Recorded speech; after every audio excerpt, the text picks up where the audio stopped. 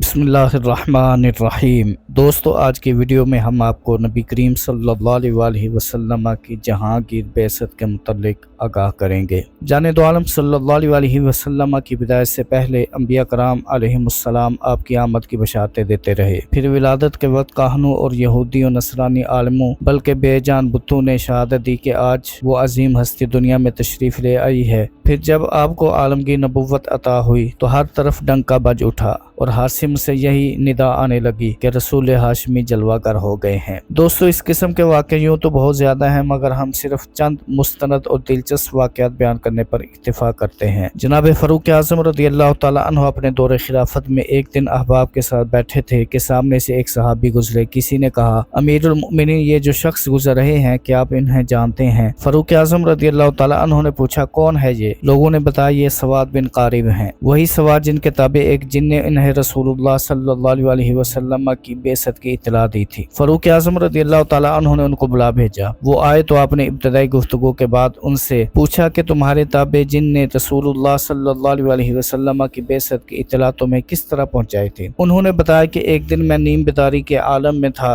कि मेरा जिन आया और मुझे हिलाकर कहने लगा, सवाद बिन क़ारिब, उठिए और मेरी बात सुनिए और समझिए। लोई बिन गालिब से एक रसूल मबऊस हो गए हैं जो अल्लाह ताला और उसकी इबादत की तरफ दावत देते हैं। उनकी दावत पर लब्बैक कहते हुए हाशिम से जिन्नात के काफिले मक्का मुकरमा की तरफ रवा दवा हैं। बनी हाशिम की इस मुंतखब रोजगार हस्ती की खिदमत में हाजिरी के लिए आप भी चल पड़े। आप फरमाते, मैंने उसकी बातों पे कान न धरा और कहा, दानी अनाम, छोड़, मुझे सोने दे, बड़ी जोर की नींद आई हुई है। उस वक्त तो वो चला गया, लेकिन दूसरा फिर आ गया और गुज़श्ता शब की तरह नसीहत करने लगा। मैंने फिर भी तवज्जो न दी तो तीसरी रात फिर वो आया और रसूल हाशमी की खिदमत में हाजिरी की तलकीन की। आखिर उसकी बात मानना पड़ी और अला सुबह अपनी ऊँटनी पर सवार होकर रसूलुल्लाह सल्लल्लाहु अलैहि वसल्लम की बारगाह में हाजिर हो गया। आप उस वक्त अपने साहब के साथ महफिल सजाए बैठे थे। मैंने हाजिर होते ही अर्ज की, या रसूलल्लाह सल्लल्लाहु अलैहि वसल्लम, मेरा कलाम सुनिए। आप सल्लल्लाहु अलैहि वसल्लम ने खंदा पेशानी से फरमाया, सुनाओ। चुनाचे मैंने नात का नसराना पेश किया। नात तवील है, सिर्फ 2 शेर पेश खिदमत है। व अन्नका अदनल मुरसलीन वसीलतन इलल्लाह या इब्नल अकरमीन अल अताइबी व कुन ली शफीअन यौम ला ज़ू शफाअतिन सिवाक बिमुग़निन अन सवाद इब्न क़ारिबी। बिलाशुबह अल्लाह तक पहुँचने के लिए आप तमाम रसूलों की बनिस्बत ज्यादा करीबी वसीला हैं। ए मुअज़्ज़ज़ और पाक हस्तियों के फर्जंदे गरामी, आप उस रोज मेरी शफाअत कीजिए जिस दिन आपके सिवा कोई भी शफाअत करने वाला सवाद बिन क़ारिब के काम न आ सकेगा। दोस्तों, ये नजराना अकीदत मकबूल बारका हुआ। रसूलुल्लाह सल्लल्लाहु अलैहि वसल्लम और उनके असहाब इतने खुश हुए कि मुसर्रत की फरावानी से उनके चेहरे दमक उठे। नात खत्म होने पर रसूलुल्लाह सल्लल्लाहु अलैहि वसल्लम ने इरशाद फरमाया, अफलहत या सवाद, सवाद तुम कामयाब हो गए। सवाद बिन क़ारिब रज़ियल्लाहु ताला अन्हु ने वाक़या खत्म किया तो फ़ारूक आज़म रज़ियल्लाहु ताला अन्हु ने बेताबाना उठकर सवाद को गले लगा लिया और फरमाया, कितना इश्तियाक था मुझे तुम्हारी जुबान से ये वाक़या सुनने का। फिर सवाद रज़ियल्लाहु ताला अन्हु से पूछा, क्या वो जिन अब भी तुम्हारे पास आता है? तो सवाद रज़ियल्लाहु ताला अन्हु ने जवाब दिया, जब से मैंने कुरान पढ़ना शुरू किया है ये काम छोड़ दिया है और जिन्नों की बातों से अल्लाह की किताब जहाँ बेहतर है। जनाब फ़ारूक आज़म रज़ियल्लाहु ताला अन्हु ने फरमाया, एक दफ़ा मेरे साथ भी इस तरह का वाक़या पेश आया था। मैं कुरैश के एक घराने आले ज़री के पास गया हुआ था। उन्होंने एक बछड़ा ज़िबा करके रखा था और कसाब उसे काटने की तैयारी कर रहा था। अचानक बछड़े से आवाज़ आने लगी, ए आले ज़री, कामयाब बात ज़ाहिर हो गई। एक ऐलान करने वाला बज़ुबान फसीह ऐलान कर रहा है, गवाही दे रहा है कि अल्लाह के सिवा कोई माबूद नहीं। ये सुनकर मैं वहाँ से चला आया। इन्हीं अय्याम में रसूलुल्लाह सल्लल्लाहु अलैहि वसल्लम ने अपनी नबुव्वत का ऐलान फरमा दिया। दोस्तों, हज़रत मासिन रज़ियल्लाहु ताला अन्हु बयान करते हैं कि इस्लाम लाने से पहले मैं ओमान के करीब समाया नामी गाँव में एक बुत की खिदमत और देखभाल किया करता था। एक दिन हम कुर्बानी पेश करके बुत के सामने बैठे थे कि अचानक बुत के अंदर से आवाज़ आने लगी, ए मासिन, सुन और खुश हो जा, भलाई जाहिर हो गई और बुराई छुप गई। कबीला मुज़र से एक नबी अल्लाह के दीन के सामने मबऊस हो गया है। अब तुम पत्थर के तराशे हुए बुतों की पूजा छोड़ दो ताकि जहन्नम की हरारत से बच जाओ। ये निदा सुनकर मैं इंतहाई खौफज़दा हुआ। कुछ दिनों के बाद फिर इसी तरह कुर्बानी करके हम बैठे थे कि दोबारा बुत से ये सदा आने लगी, हाज़ा नबी मुरसल जा बिहक़्क़िन मुनज़ल, वो नबी मुरसल سے نازل شدہ حق کے ساتھ آ گیا ہے، اس پر ایمان لے آؤ اور بڑکتی ہوئی آگ سے نجات پاؤ۔ چند روز کے بعد حجاز سے ایک آدمی آیا اور اس نے بتایا کہ مکہ میں احمد صلی اللہ علیہ وسلم نے نبوت کا دعویٰ کیا ہے، ان کے پاس جو بھی جاتا ہے اس سے یہی کہتے ہیں اجیبوا داعی اللہ، اللہ کی طرف پکارنے والے کی بات مان لو۔ آپ فرماتے ہیں یہ سن کر مجھے یقین ہو گیا کہ بت سے جس ہستی کی نبوت کا اعلان ہوا تھا وہ یہی احمد صلی اللہ علیہ وسلم ہے، چنانچہ میں نے اسی وقت جا کر بت کو توڑ پھوڑ دیا اور رسول اللہ صلی اللہ علیہ وسلم کی خدمت میں حاضری کے لیے عازم سفر ہو گیا۔ وہاں پہنچا تو اللہ تعالیٰ نے میرا سینہ اسلام کے لیے کھول دیا اور میں ایمان لے آیا۔ پھر میں نے رسول اللہ صلی اللہ علیہ وسلم کے روبرو اپنی کمزوریاں اور پریشانیاں بیان کی۔ یا رسول اللہ صلی اللہ علیہ وسلم، میں بہت عیاش آدمی ہوں، گانا بجانا، عورتیں اور شراب، انہی لغویات میں میری عمر بسر ہوتی ہے۔ کچھ زمانے سے ہمارے علاقے میں قحط پڑا ہوا ہے، اس لیے آج کل تنگ دست ہوں اور ابھی تک اولاد کی نعمت سے بھی محروم ہوں۔ دعا فرمائیے کہ اللہ تعالیٰ مجھے ہدایت دے، ہماری پریشانیاں دور فرمائے، ہماری سرزمین پر باران رحمت برسائے اور مجھے بیٹا بھی عنایت فرمائے۔ رسول اللہ صلی اللہ علیہ وسلم نے دعا فرمائی، اے اللہ، مازن کے گانے کو تلاوت قرآن سے، اس کے رزق حرام کو رزق حلال سے، اس کی بے راہ روی کو پاک دامنی سے بدل دے، اس کے علاقے پر بارش برسا دے اور اسے بیٹا عنایت فرما دے۔ رسول اللہ صلی اللہ علیہ وسلم کی تمام دعائیں مستجاب ہوئیں، مجھ سے تمام عیاشیاں چھٹ گئیں، میرا علاقہ سبز و شاداب ہو گیا، میں نے 4 عورتوں کے ساتھ شادی کی، قرآن کا بڑا حصہ یاد کیا اور اللہ تعالیٰ نے مجھے بیٹا بھی عطا فرما دیا جس کا نام حیان ہے، حیان بن مازن۔ دربار رسالت میں حاضر ہوتے وقت حضرت مازن رضی اللہ تعالیٰ عنہ نے بھی ایک خوبصورت نعت پیش کی تھی۔ دوستو، اسی طرح کا واقعہ قبیلہ خصم کے لوگوں نے بھی بیان کیا ہے۔ وہ کہتے ہیں کہ ہم ایک دفعہ اپنے ایک بت کے پاس بیٹھے تھے، کچھ اور لوگ بھی کسی نزاعی مسئلے کا تصفیہ کرانے کے لیے اسی بت کے پاس آئے ہوئے تھے۔ اچانک ایک غیبی آواز سنائی دینے لگی، اے لوگو، بچوں، بوڑھو، کیا لغو اور بےہودہ خیالات ہیں تمہارے کہ تم فیصلوں کے لیے بت کی طرف رجوع کرتے ہو؟ کیا تم سب حیرت میں مبتلا ہو اور خواب غفلت میں پڑے ہو؟ کیا تم نہیں جانتے کہ تہامہ